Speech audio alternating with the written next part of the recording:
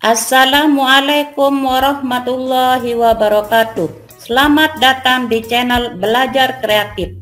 Video kali ini saya akan berbagi tentang penilaian kemampuan membaca dan mengelompokkan siswa literasi Maulana oleh Halimatus Sadiah MPD. Sebelum kita lanjut, jangan lupa teman-teman klik tombol subscribe dan bunyikan loncengnya ya, agar kami lebih bersemangat membuat video lainnya. Latar belakang literasi ini adalah yang pertama, penilaian dan pengelompokan. Penilaian itu merupakan penentu pelaksanaan tahap selanjutnya. Nah, oleh sebab itu, maka penilaian ini harus dilakukan dengan prosedur yang tepat. Setelah dilakukan penilaian, maka akan diadakan pengelompokan, yaitu bagaimana tingkat kemampuan siswa itu sendiri. Tujuan daripada membaca ini adalah yang pertama, memahami manfaat melakukan penilaian kemampuan membaca. Yang kedua, mengenal dan dapat menggunakan alat penilaian kemampuan membaca siswa sesuai dengan prosedur. Yang ketiga, menentukan level kemampuan membaca siswa berdasarkan hasil penilaian. Yang keempat adalah mengenal karakteristik siswa di tiap kelompok.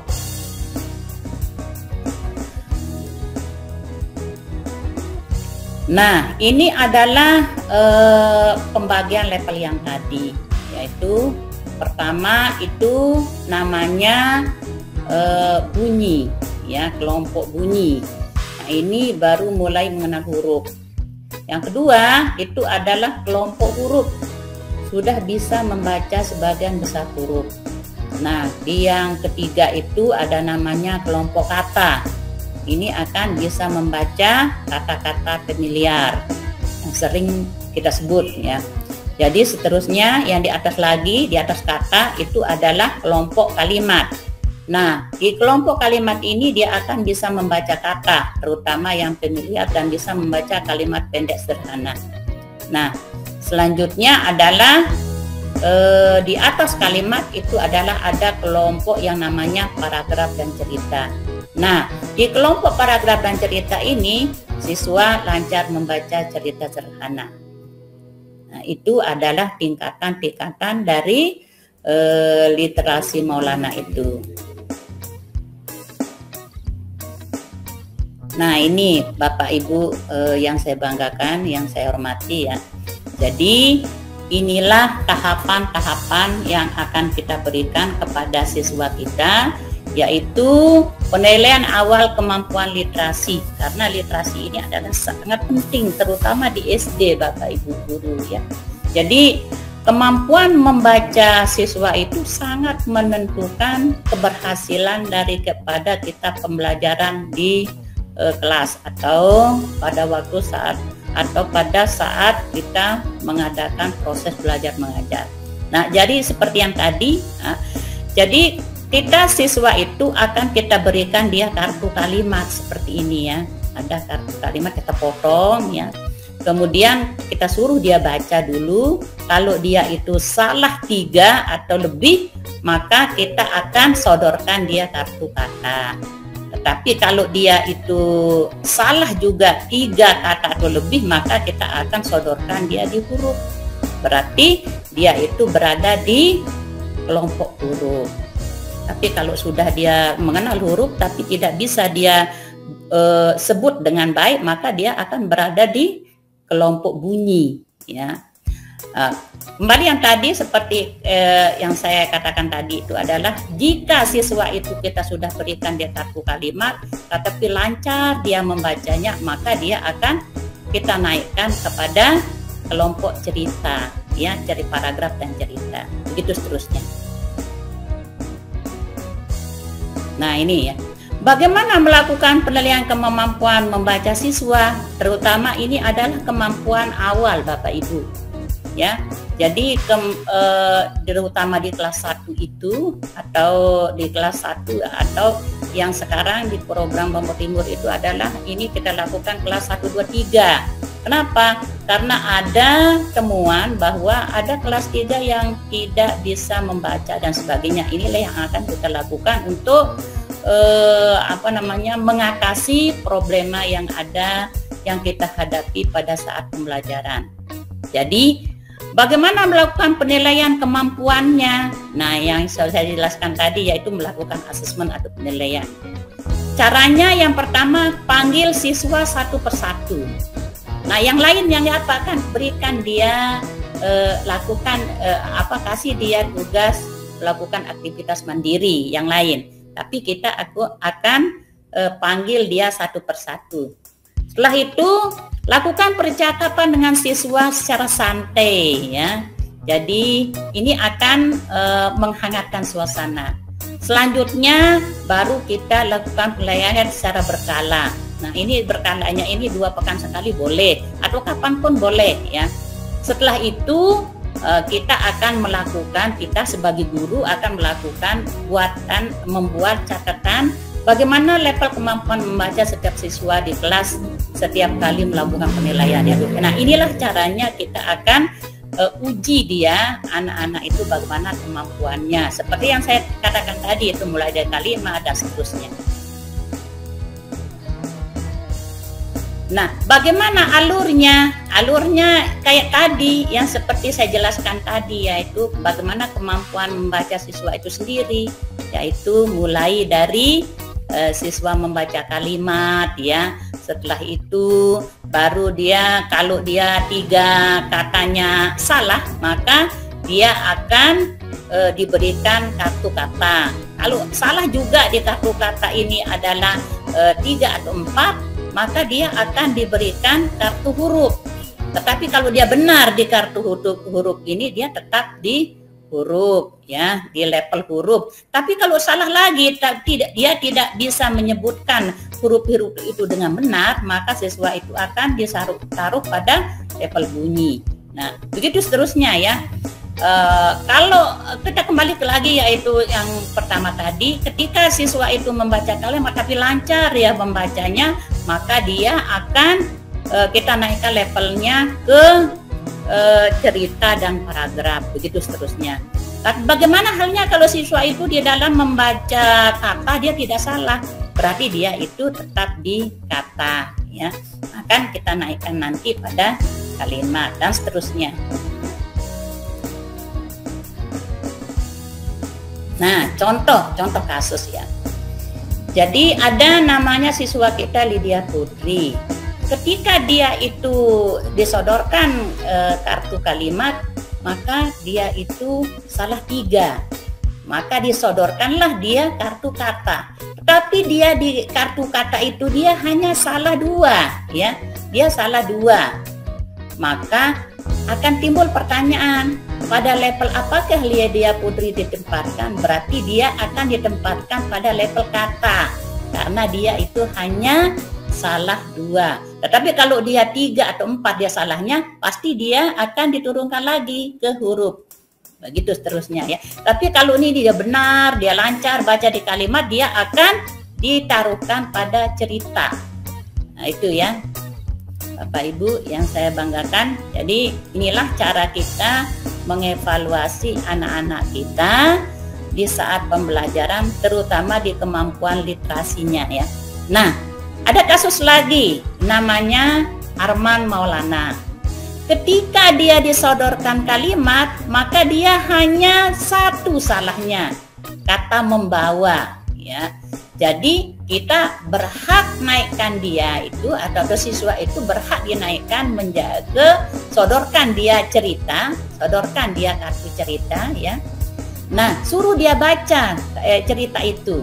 Tetapi Arman Maulana itu setelah kita lihat cara membacanya, maka dia memiliki 5 kesalahan di sana ya, 5 kata yang dia salah sebut. Nah, itu berarti si Arman ini akan ditempatkan pada level cerita. Dia tetap di level cerita ya. Jadi timbul pertanyaan di sini, pada level apakah Arman Maulana ditempatkan? Dia akan ditempatkan pada level cerita. Nah, contoh lagi. Ini saya akan 3 saja ya. Lalu Sofyan Ihwandi. Nah, setelah dia diberikan, kita kembali lagi pada kartu kalimat. Nah, kita selalu pada kartu kalimat dulu ya. Jadi setelah kita berikan dia kartu kalimat, maka dia itu salah 4 di dalam membaca kalimat itu. Disodorkan lagi kartu kata. Nah, di kartu kata itu dia memiliki kesalahan 4. Setelah itu, maka kita sebagai guru akan sodorkan dia huruf. Nah, di huruf itu dia salah 2. Pada level apakah lalu Sofyan Ihwandi ditempatkan? Dia akan ditempatkan pada level huruf. Itu seterusnya ya. Nah, ini ya. Pengelompokan siswa untuk pelajaran setelah mendapatkan data level kemampuan yang tadi ya, kita panggil dia satu persatu, maka seluruh siswa dari kelas 1 sampai 3 di sekolah apa yang perlu dilakukan, yaitu dia akan dikelompokkan. Nah, dia akan berjalan sesuai dengan kelompoknya. Nah, ini contohnya ya.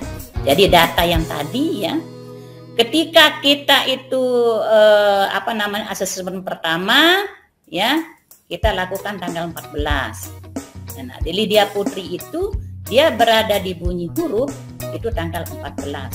Begitu pembelajaran proses selanjutnya ya, pada tanggal 21 bulan Februari 2022 dia itu sudah kita naikkan levelnya menjadi level kata, karena dia sudah paham dengan bunyi dan huruf yang ada di abjad itu, dan pandai dia menyebut nama huruf dan sebagainya.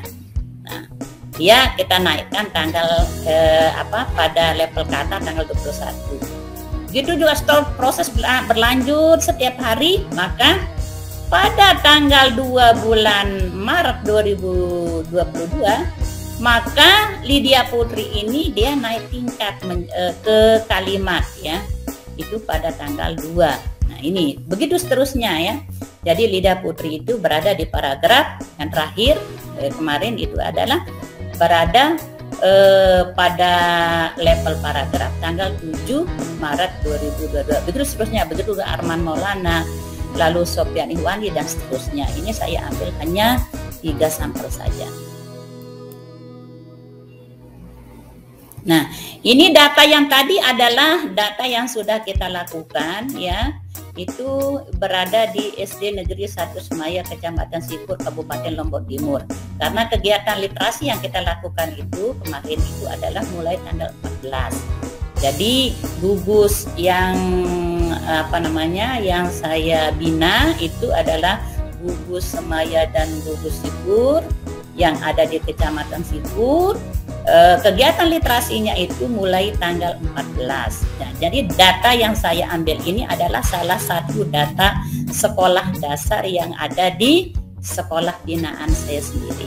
Ya, jadi inilah contohnya ya. Jadi data level kemampuan siswa per sekolah setelah kita lakukan asesmen yang saya jelaskan tadi, maka akan nanti terlihat seperti ini. Jadi di kelas 1 itu level bunyi dan huruf ada 3 orang, laki kemudian perempuan 6 orang, sehingga pada level bunyi dan huruf itu ada 9 orang. Nah, ini kelas 1 ini. Begitu juga dia di level kalimat. Ternyata di kelas 1 itu ada juga yang berada di level kalimat, laki 4 orang, perempuan 8 orang, yang sehingga berjumlah 12. Nah, di level paragraf laki 3, perempuan 4 sehingga berjumlah 7.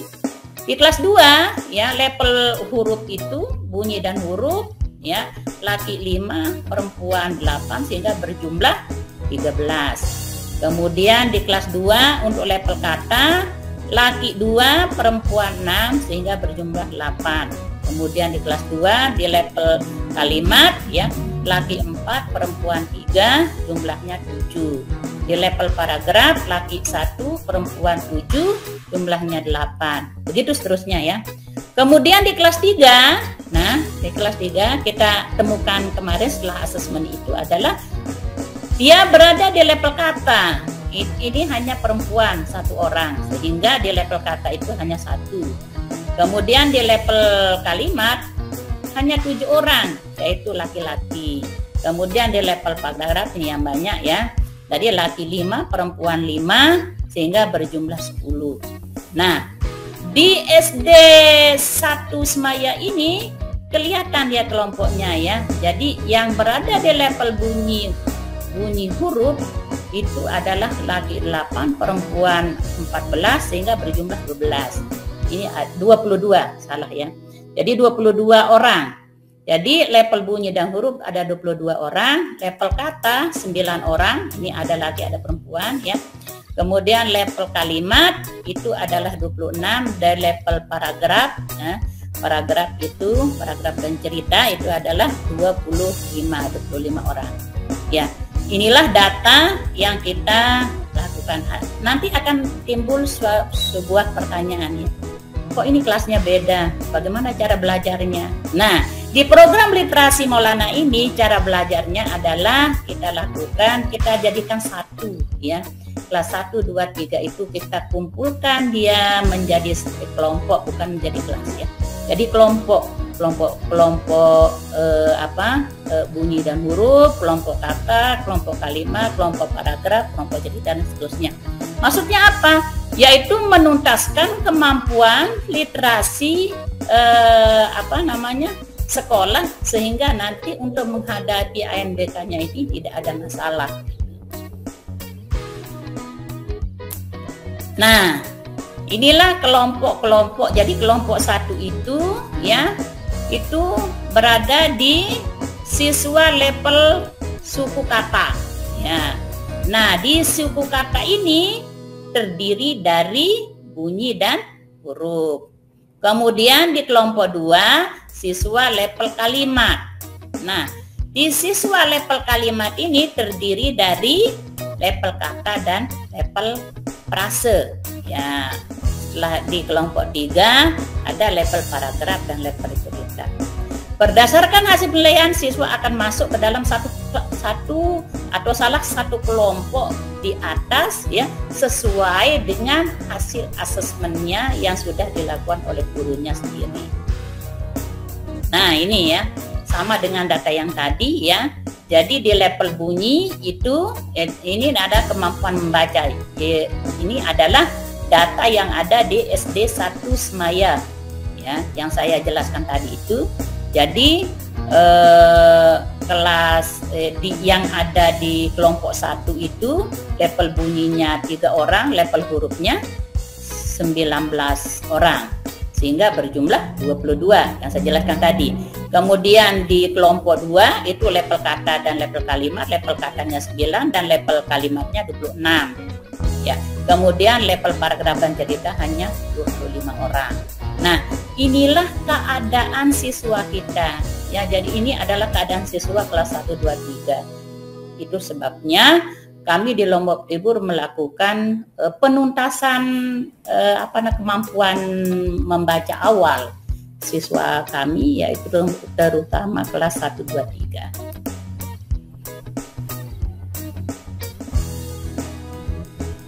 Nah, ini adalah karakteristik siswa kelompok 1 level pemula dan huruf. Maksudnya adalah apa yang harus dilakukan atau kemampuan apa yang dituntut pada level pemula dan huruf.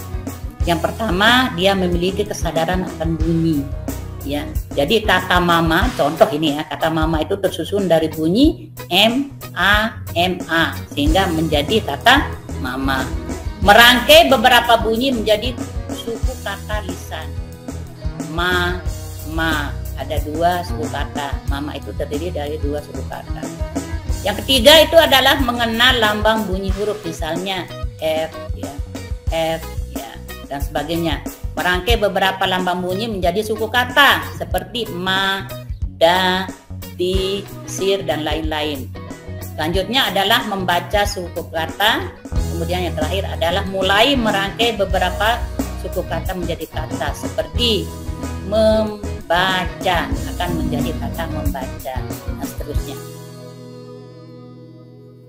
Pada kelompok 2, ya, karakteristik apa yang dituntut di situ? Yaitu adalah transisi dari membaca huruf dan suku kata ke membaca rangkaian kata sederhana. Yang kedua, perlu membaca huruf atau mengeja suku kata untuk membaca kata baru yang belum siswa kenal. Selanjutnya adalah bisa menghubungkan kata dengan objek yang disimpulkan atau memahami makna kata, mudah membaca kata yang sudah dikenal. Selanjutnya adalah mulai mampu membaca beberapa kata sederhana dalam kalimat pendek. Berikutnya, bisa merangkai kata menjadi kalimat sederhana, mulai mengenal tanda baca, mengenal struktur kalimat dan membuat kalimat sederhana sendiri. Kemudian cukup lancar membaca kalimat walaupun dia pelan, membaca tanda baca titik, koma, tanda seru dengan tepat secara lisan. Yang terakhir adalah mulai membaca dengan intonasi dan ekspresi yang sesuai. Inilah karakteristik siswa yang dituntut pada kelompok 2, yaitu pada level kata dan kalimat. Nah, pada karakteristik siswa kelompok 3 yang berada pada level paragraf dan cerita, ini apa yang dituntut? Yaitu siswa akan dapat membaca cerita dengan lancar, dengan kecepatan yang baik. Yang selanjutnya, siswa akan memahami makna kalimat yang dibaca dalam cerita atau bacaan lainnya yang lebih kompleks. Kemudian selanjutnya penggunaan intonasi dan ekspresi dalam membaca, menentukan tanda baca dengan tepat. Yang terakhir adalah beralih dari pemahaman konsep sederhana ke konsep yang kompleks. Nah, inilah kemampuan yang harus didapatkan atau harus tercapai oleh kelompok 3 yang berada pada level paragraf dan cerita. Karena di AMDK itu akan berkesar pada ini, yaitu ada peristiwa, ada cerita, sehingga siswa itu akan memahami apa sih maksudnya makna yang ada di cerita itu dan apa peristiwa yang dibahas oleh teks itu dan sebagainya. Nah, ini alurnya ya. Alur pengelompokan yang tadi yang saya jelaskan. Ketika kita melakukan asesmen ya, yang tadi itu adalah kita panggil satu persatu, kita sodorkan mulai dari kalimat dan seterusnya, maka akan terjadi suatu pengelompokan. Nah, pengelompokan ini ya, pengelompokan yang ada di gambar ini adalah berdasarkan hasil asesmen yang tadi. Dan ini kelas 1, 2, 3, kelas 1, 2, 3, kelas 1, 2, 3. Loh, kenapa ini dia seperti ini? Ya, karena program literasi yang kami lakukan di Lombok Timur itu adalah dalam rangka penuntasan anak-anak yang tidak mampu memahami sebuah teks atau sebuah cerita dengan baik. Nah, dengan jalan inilah kami melakukan yang namanya literasi Maulana. Wassalamualaikum warahmatullahi wabarakatuh.